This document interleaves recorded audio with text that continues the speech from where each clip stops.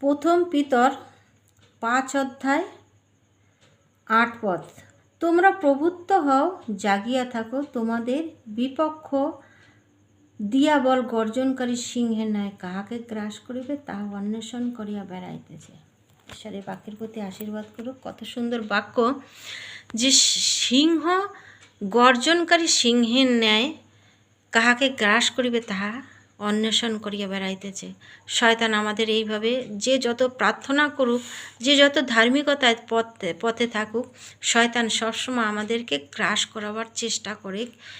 কি করে প্রার্থনা ভঙ্গ করা যায়, কত অ্যাক্সিডেন্ট দিয়ে দেবে, কত ঝগড়া অশান্তির সংসারে এমনভাবে দিয়ে দেবে যে প্রার্থনায় সে বসে থাকলে সে প্রার্থনা করতে যেন না পারে, সেইভাবে আমাদের পরিবারকে গ্রাস করে থাকে প্রত্যেকের মধ্যে।